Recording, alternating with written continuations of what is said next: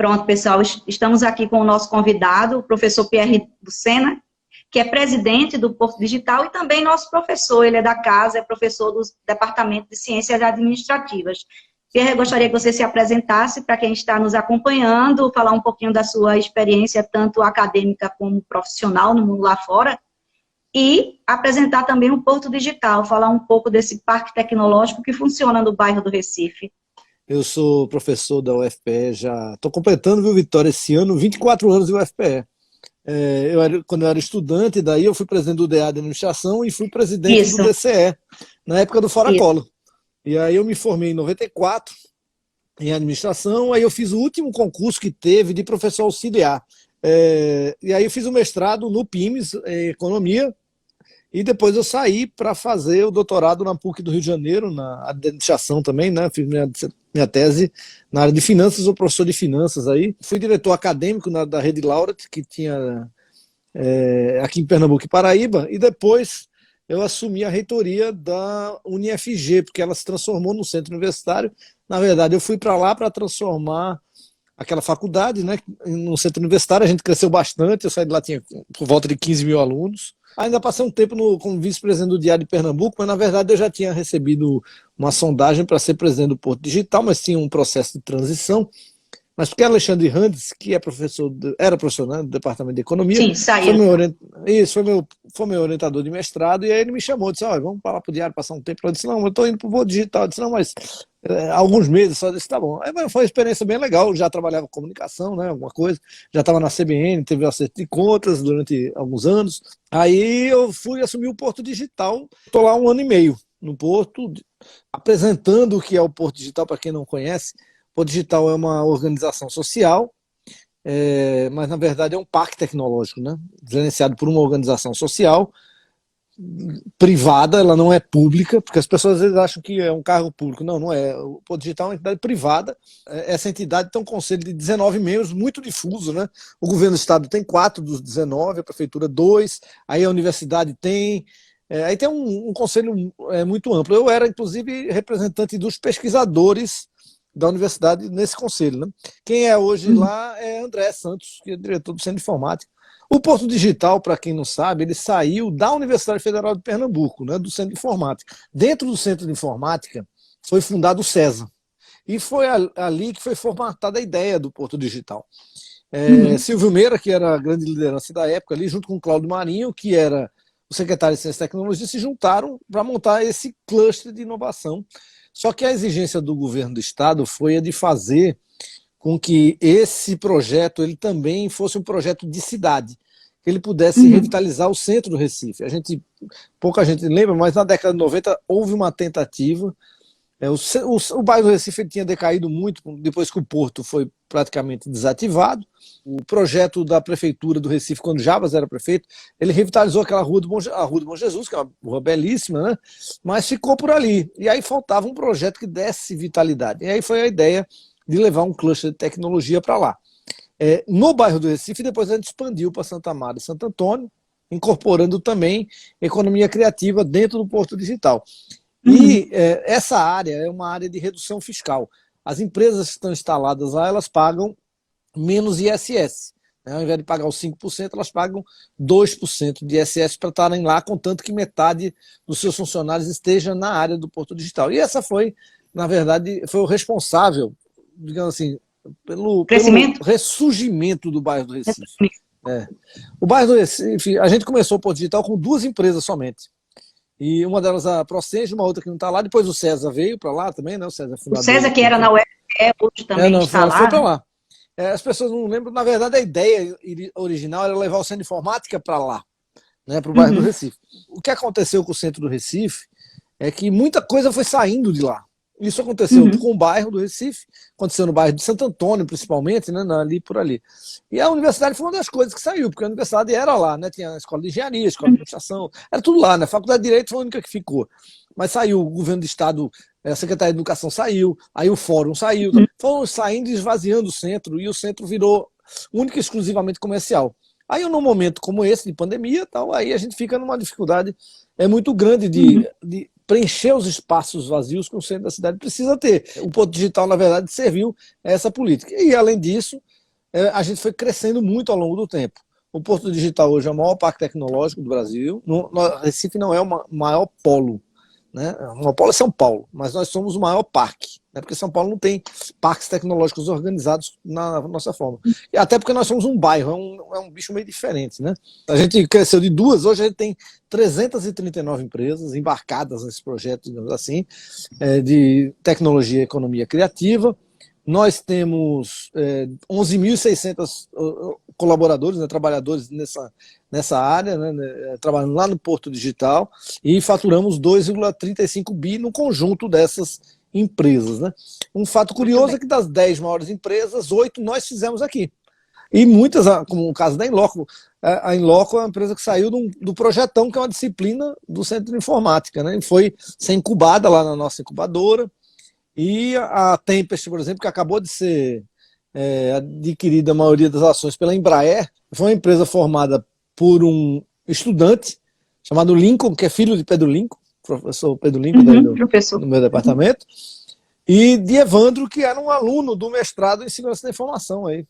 A proximidade do Porto Digital com a UFPE é muito grande, né?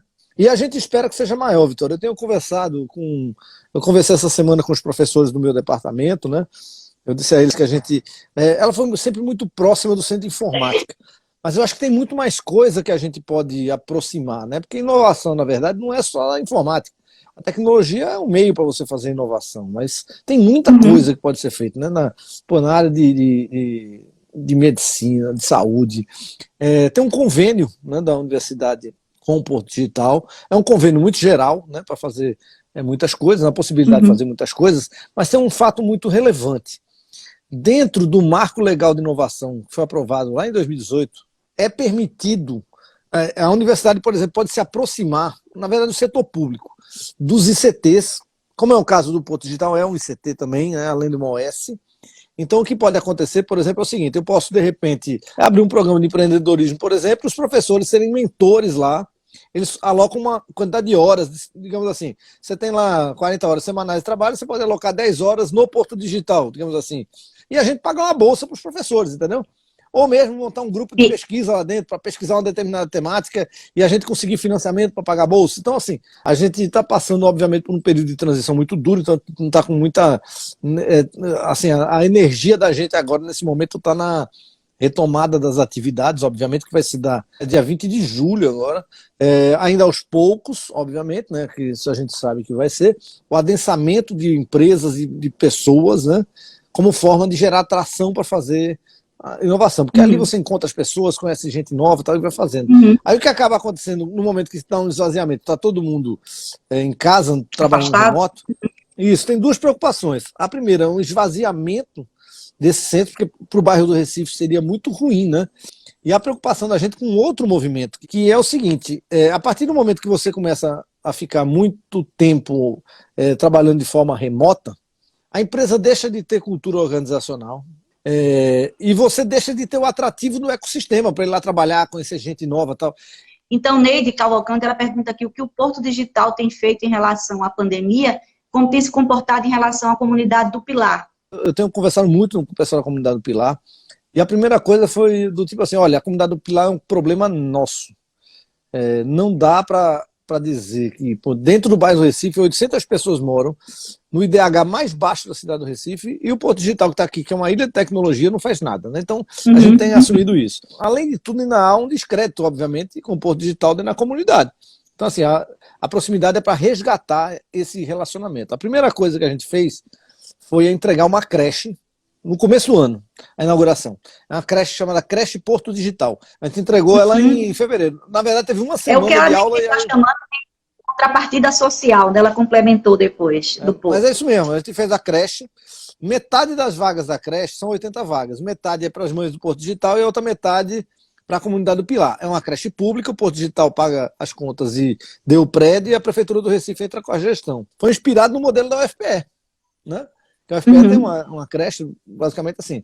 E a outra coisa, o que nós fizemos ali durante a pandemia foi uma ajuda, porque no começo estava uma incerteza muito grande em relação ao auxílio do governo, que a gente fez, juntou todos os empresários e comprou cesta básica para foi todas as famílias receberam, né? lá dentro, durante esses 3 meses, está recebendo ainda a ajuda da gente, mas isso é óbvio um paliativo. O que a gente tem feito, está tentando fazer agora, é um projeto chamado Pilar Conectado, que é colocar a internet de graça no Pilar. Estão testando, né? Até porque assim, não é fácil funcionar, mas a gente já está testando, as empresas estão testando, mas a gente quer ir além com a comunidade do Pilar. A gente está pensando, primeiro, num choque de empregabilidade para lá imediato, né? Que são, inclusive, as empresas terceirizadas que trabalham no Porto Digital, e segundo, um projeto que atenda a juventude que pode se capacitar para trabalhar dentro do Porto Digital. Na comunidade do Pilar, a gente tem uma dificuldade. Quem está ajudando muita gente é o Frei Rinaldo, que é o padre da igreja do Pilar, né? Ele tem nos ajudado bastante a fazer esse processo de aproximação com a comunidade. Agora, depois da pandemia, a gente conseguiu, por conta das cestas básicas, fazer um cadastro completo, então a gente sabe exatamente todo mundo que tem na comunidade do Pilar, o nome, onde mora, se trabalha, se não trabalha, o que a gente pode fazer, o que a gente não pode fazer. Com a internet agora a gente vai consolidar isso, né? Mas a gente tem uma preocupação muito grande lá, porque não dá para fazer de conta que a gente não tem responsabilidade com a comunidade. Então, eu tenho falado isso para os empresários o tempo todo. Porque eu sei que às vezes a prefeitura, a galera reclama, vem para cá, poder público e tal, mas alguma coisa a gente precisa fazer para ajudar aquela galera. É porque a informática tem um caso mais difícil de empregabilidade, que é o seguinte: às vezes as pessoas não entendem. Como é que tem vaga sobrando lá e tem tanta gente desempregada? Sim.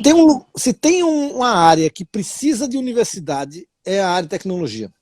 Não tem jeito, porque você precisa de um conjunto formal de conhecimentos muito grande para você virar um desenvolvedor, por exemplo, um engenheiro de software. Às vezes a gente fica com aquela imagem da Campus Party, né? Aquela molecada todinha ali, esses caras não precisam ir para a universidade, mas aquilo é um nicho do nicho, entendeu? Aquilo não é o padrão que a gente tem, entendeu, Vitória? O Porto Digital, inclusive, quando ele abre para vagas, muitas sobram, né, Pierre? Não há pessoas capacitadas para estas vagas. Quem é formado no SIM não tem problema de empregabilidade nenhuma. Esses estão todos empregados. Eu não conheço o mesmo caso. Sim. Só para ter uma ideia, a gente abriu uma seleção, lá apareceram 5.000 currículos. Ó. Eu pedi o filtro do Centro do Curso de Ciência da Computação da Federal. Aí apareceram só 6 pessoas. Das 6, 4 já estavam trabalhando em outras empresas, estavam lá colocando o currículo para ver qual era, e 2 eram estudantes de primeiro período. Pô. A pessoa bem formada na tecnologia hoje tem vaga no mundo todo. Isso vai dentro daquela preocupação que eu tinha até falado antes, Vitória, dos nossos trabalhadores trabalhando em home office, que ele não tem cultura organizacional, e ele passa a ser um trabalhador global. Do tipo assim, o que impede um camarada que está trabalhando na Pitang, por exemplo, lá, de ser cooptado para trabalhar na Alemanha, entendeu? Então, a gente precisa encarar o ecossistema como sendo, na verdade, um ativo que você oferece para o trabalhador, para o colaborador, entendeu? Aquele ambiente que ele vai lá trabalhar. Do mesmo jeito que as pessoas trabalham na universidade, não é por conta do salário, é por conta do ambiente. Você está aprendendo todo dia, convivendo com gente massa. É a mesma coisa, a universidade é um ativo, né? Você está lá dentro, convivendo com muita gente interessante, convivendo com alunos bons. Quer dizer, tudo isso faz com que você opte por trabalhar dentro da universidade. E a gente pode entrar um pouco nesse projeto, né, nessa plataforma Dado, que foi desenvolvida para a prefeitura, que conta com a participação de vários professores nossos. Só explicando, o Dado é o seguinte, nós montamos uma central de Big Data. O prefeito conversou comigo, dizendo, olha, a gente vai começar a programar a volta para as atividades no Recife, só que eu gostaria que o Porto Digital montasse uma central que me desse segurança no que a gente volta, no que a gente volta, com base científica. Então foi daí que surgiu o Dado, Dados e Análise para Decisões e Operações, né? Esse é o nome. Eu chamei o professor André Magalhães, lá do Departamento de Economia, a gente fez uma parceria com esses professores, a gente também paga como se fosse uma bolsa, né, para os professores. Tem André, tem Raidonal, tem Adiel, lá do Departamento também de Engenharia, Departamento de Estatística, tem a maior galera aí dentro participando, são 8 pessoas da universidade. Toda semana, durante 2 dias da semana, a gente apresenta para o prefeito. Para quem quiser acessar, é dado.recife.br. Tem todos os dados que você imaginar sobre a cidade do Recife, como é que está a pandemia, bairro a bairro, o crescimento do bairro, como é que estão os indicadores. Por ali é que a gente toma decisões do que voltar e o que não voltar. Mas tem sido muito importante para a cidade. Você vê que o Recife é o caso mais bem sucedido que a gente tem de volta de atividade. Você vê a curva do Recife, ela realmente está caindo, né? Então está sendo muito importante para a cidade como um todo. Toda segunda e quinta tem uma reunião que eu apresento para o prefeito, para os secretários, eu e André, na verdade, a gente apresenta dizendo, olha, pode voltar essa e não voltar essa atividade. A gente está fazendo isso, né? Agora, lembrando, muitas das decisões são do governo do Estado, mas a prefeitura leva lá as informações, né? Dizendo assim, olha, a gente não gostaria que voltasse isso, gostaria que voltasse assado. Então, a gente vai fazendo passo a passo. Sendo professor da UFPE e estando presidente do Porto Digital, você vê muito mais essas possíveis parcerias entre o Porto e a UFPE, que é até natural. Como é que é essa relação com a academia e como é que você pretende fortalecer? Eu quero começar agora com o empreendedorismo. É o que eu quero fazer no próximo ano agora. Porque esse ano não está perdido, né? Então, como eu disse, eu acho que a gente pode atrair mais os alunos para fazer novos negócios, porque a minha geração, a sua, a gente foi criado para fazer concurso público. E acabou agora. Então, assim, a gente tem que arrumar uma alternativa para os nossos jovens, né? E o empreendedorismo, com certeza, é uma delas. A parte de pesquisa, eu acho que a gente pode montar alguns grupos através do dado. O dado, na verdade, é para fazer pesquisa sobre a cidade e nós vamos criar uma plataforma de dados global ali à disposição da população, entendeu? Ele então, foi lançado agora nesse momento de pandemia, mas ele vai continuar, porque não é só por conta da pandemia. Não, a gente quer obter financiamento para manter a atividade de pé, né? Mas a gente quer, através do dado, fazer pesquisas rápidas, porque a gente precisa, na verdade, da informação que a gente vai passar para o pessoal, entendeu? Isso é, as informações que a gente vai passar para a cidade, né, que vai deixar à disposição. Então não pode ser pesquisas acadêmicas, não. São pesquisas localizadas que a gente vai fazer e arrumando financiamento para cada uma delas, né?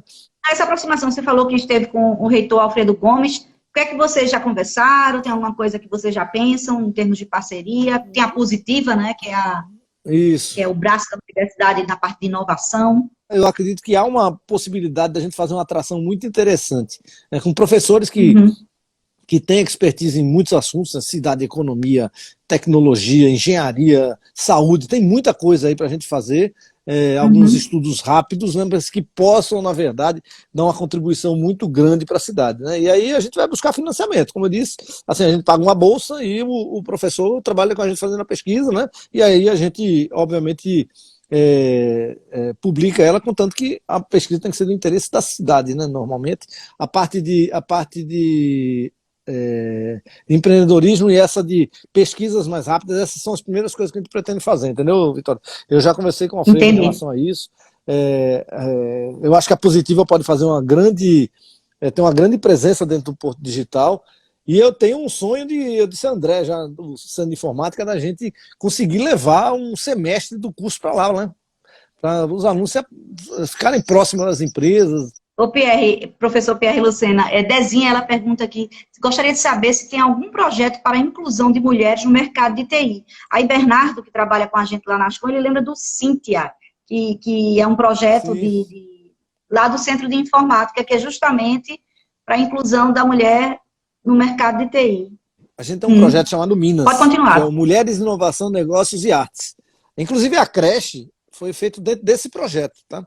No Minas. Ele é um projeto de inclusão das mulheres no mercado de tecnologia. A gente tem, no Porto Digital, 30% de mulheres trabalhando, mas se você for ver na área de tecnologia mesmo, é menos, né? Porque muitas estão trabalhando na área administrativa, que não tem uma equidade maior. Mas esse projeto, na verdade, visa o aumento da participação feminina. A gente faz um monte de coisas lá, né? Acabou de fazer um hackathon só para o Hackathon das Minas. A gente também tem um projeto de inclusão da população LGBT no parque, chamado Porto Mais. Inclusive agora a gente está fazendo um projeto chamado Transforma, que é para a população trans aprender a programar. Que legal. E conseguir ser incluída no mercado de tecnologia. Mas ainda é um caminho muito longo. Só para ter uma ideia da dificuldade que a gente tem, Vitória, o ano passado, no SISU, nos 3 cursos de tecnologia que, por exemplo, tem no SIM, Sistema de Informação, Engenharia da Computação e Ciência da Computação, no Brasil todo. Engenharia da Computação, só 21% de meninas, Ciência da Computação, só 15% de meninas que entraram, e Sistema de Informação, 12%.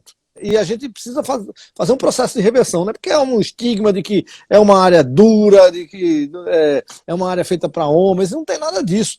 Até porque, se você for ver, as mulheres conseguem desenvolver uma carreira melhor do que os homens na tecnologia. O César, por exemplo, metade dos cargos de gestão são ocupados por mulheres, né? Na minha gestão mesmo do Porto Digital, a maioria também é de mulheres. Elas conseguem desenvolver uma carreira bem melhor do que a gente imagina que aconteça. Existe possibilidade de estágio no Porto para aluno de Sistema da Informação, aluno da UFPE? Está aberto em várias empresas. A Vanad está com processo aberto, o César está com processo aberto. Basta ele procurar ali. Dentro do Porto Digital mesmo, no site nosso tem lá um Pessoas, e aí você pode buscar lá dentro. A sugestão que eu dou é faça o seu LinkedIn bem feito. Essa é a primeira coisa, certo? Faça o seu LinkedIn bem feito, coloque suas publicações lá, tente criar conteúdo e se tornar interessante para o mercado. A segunda coisa é busque todas as empresas que estão lá. Eu posso falar que de algumas que têm um contingente muito grande de trabalhador lá dentro, que tem vaga sempre. César, a Vanad, a Accenture, Courrier, a Insole está sempre com vaga, a Trinity. Então, assim, procure essas empresas e sempre vai ter lá vagas, oportunidades em aberto. Agora, lembrando, quase todas as oportunidades, se você for ver todas as vagas que estão abertas, todas são na área de desenvolvimento de software ou algumas delas na área de design. Recife é a cidade brasileira que tem a maior quantidade de estudantes per capita na área de tecnologia. Isso se deve à Universidade Federal de Pernambuco, que aí abriu o curso rural com a galera que se formou aí. Recife tem 600 PhDs em ciência da computação. Isso é mais do que São Paulo. Uma a cada 346 pessoas em Recife fazem ou sistema de informação, ou engenharia de software, ciência da computação, ou engenharia da computação. Então, o curso da Rural saiu por conta daí. A UPE tem um curso de engenharia de computação, quase todo mundo é egresso para federal. Aí tem um conjunto de faculdades privadas e universidades privadas. A Unicap, que tem um curso, inclusive, em parceria com a gente. A UNIT, que tem um curso em parceria com a gente também, que a gente fez o currículo. O IF também, a gente está agora fechando uma parceria com eles também. O SENAC, a UniFG. O Porto Digital só existe porque tem muita gente boa disponível para trabalhar. A presença da universidade, ela é fundamental. O Porto Digital, se eu pudesse descrever com só uma frase, é um conjunto de 11.600 pessoas que produzem inovação e tecnologia. Pronto. Essas pessoas estão lá dentro, e a grande parcela delas, eu diria que assim, a universidade que mais contribuiu, sem dúvida, foi a Universidade Federal de Pernambuco. Se não fosse o Centro de Informática, não existiria o Porto Digital. Nada disso. Nada disso. Nada Muito disso. bem. Então, para você ver que o investimento em capital humano ele é muito importante, né? E a gente está sem projeto de capital humano nacional, né? Então esse aqui é o grande drama que a gente tem agora, né? Vai ter que virar essa página e começar a pensar nisso, né, Vitor? Esse ano agora a gente está tirando um ano aí para pensar num novo parque, porque a gente foi pego surpresa por uma pandemia, né? E a gente sabe que vai ter uma diferença muito grande, uma transformação muito grande nos processos aí de trabalho mesmo, né? E a gente precisa preparar um parque digital também, pensar nisso. Quando eu estou falando de fazer uma transformação digital do Porto Digital, eu estou falando de trabalhar em casa, como é que vai se dar isso, os ambientes de trabalho agora, como é que a gente não vai ser atacado por empresas do Brasil todo, por exemplo, entendeu? A gente cresceu 24% no ano passado, né? Como é que a gente vai fazer para crescer de novo esse patamar todo, né? Então, a gente está disposto a fazer muita inovação, mas a gente vai precisar repensar. Agora, eu quero tirar aí um ano para repensar o projeto do Porto Digital, porque é um desafio muito grande que a gente vai ter pela frente. E a universidade tem um papel muito importante nisso, porque, segundo os dados da prefeitura, tecnologia é o terceiro setor mais importante da cidade do Recife. A gente só perde para a saúde e para engenharia civil. A gente ultrapassou a educação esse ano. O Porto Digital fatura mais do que todas as escolas e faculdades privadas somadas no Recife. É muita coisa, né? Mas falando de novo, se não fosse a Universidade Federal de Pernambuco que irrigasse esse ecossistema universitário todo, a gente não teria esse projeto. Só que a gente está precisando de mais. Eu até disse ao Alfredo, a gente precisava arrumar uma forma de pegar as vagas do SIM e montar, por exemplo, alguns projetos experimentais, onde durante 2 ou 3 anos a gente dobrasse ou triplicasse o número de alunos, por exemplo, né?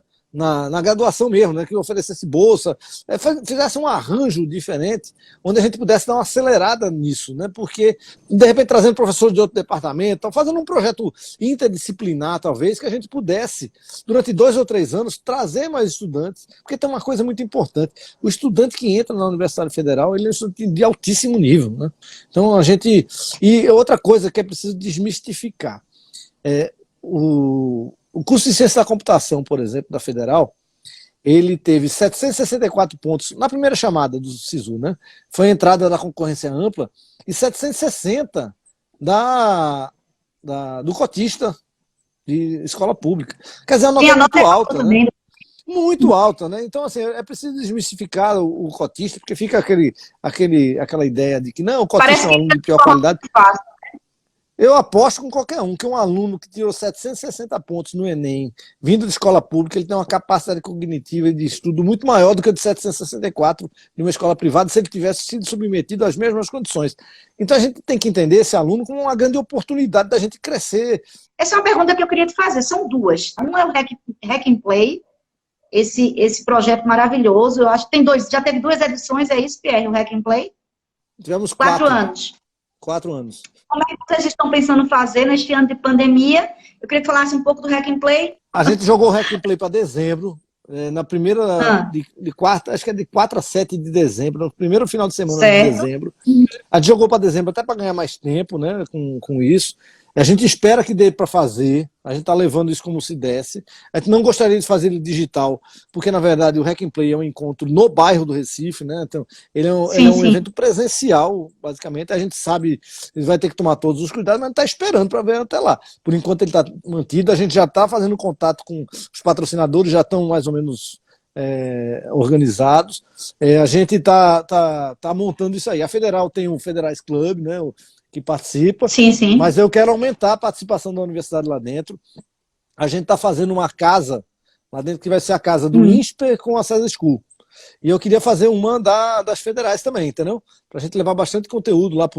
Acho que tem que ter um espaço bem legal lá, e a participação da federal é muito importante. E da retomada do Porto Digital, você falou que dia 20 de julho começa a retomada. A gente está retomando aos poucos, né, por enquanto com 50% das pessoas, isso a maioria das empresas, outras vão no começo de agosto, isso vai, mas ainda está muito nebuloso, a gente não sabe ainda. Eu, particularmente, acho que aquela semana de 5 dias no escritório, ela tende a acabar, né? Na verdade, já devia ter acabado. Só que a gente vai precisar criar outros ambientes diferentes, onde as pessoas vão, se reúnem, tomam café, conversam, então, aquele ambiente muito mais de relacionamento que é preciso fazer. Segundo, eu não acredito no home office totalmente. Eu não acredito porque os exemplos que a gente teve, tem um exemplo que Silvio Meira gosta de citar, o da IBM. A IBM fazia home office e acredita ao trabalho em home office grande parte do seu insucesso nos anos seguintes e retomou o trabalho no escritório, porque você perde a cultura organizacional. Então, veja, no final, uma empresa é o conjunto das suas pessoas trabalhando juntos. Se você precisasse de um professor, contratasse o cara remoto, você simplesmente não conhece o cara, então não tivesse reunião no departamento, não tivesse encontro, não tivesse nada, né? O espírito universitário sumiria, né? Então, são essas coisas que a gente precisa se preocupar também. No caso da universidade, eu acho que a gente vai caminhar, no final das contas, para algo meio híbrido, depois, que eu acho que vai ser um avanço. Né? A minha aula, ela tinha um tamanho, hoje parece que o tamanho da aula está maior. Assim, o espaço de tempo. Porque eu chegava lá, antes você tinha aquele quadro negro, né, que agora é branco, da caneta piloto, você escrevia o quadro todo, tinha um quadro organizado. Aquilo acabou, né? Você chega, eu boto o iPad, projeta o livro, o quadro gráfico. Tal. Então, assim, a aula que é de 2 horas, ela passou a ser muito comprida para o tamanho da necessidade do conteúdo que é dado, né? E a gente tem uma ideia conteudista muito grande, estamos jogando conteúdo e tal, quando na verdade a gente precisa fazer com que o aluno tenha habilidades de escrita, habilidade de leitura, habilidade de fazer gráfico, ler gráfico, ter inteligência emocional, saber trabalhar em grupo, saber falar inglês. Esses são os conjuntos de habilidades que a gente precisa ensinar aos alunos, além, obviamente, do espírito universitário e da convivência dentro da universidade, que isso é muito importante. Esse conjunto de coisas a gente vai aprender talvez no ensino híbrido. Você tem uma aula onde você reúne os alunos, faz aula invertida, coloca o conteúdo todo, filma, organiza aquilo vai ser... E tem outra coisa, a gente pode ganhar muita escala. Por exemplo, quantas cadeiras de sociologia, por exemplo, não são dadas na universidade? Né? A mesma disciplina, às vezes, economia brasileira.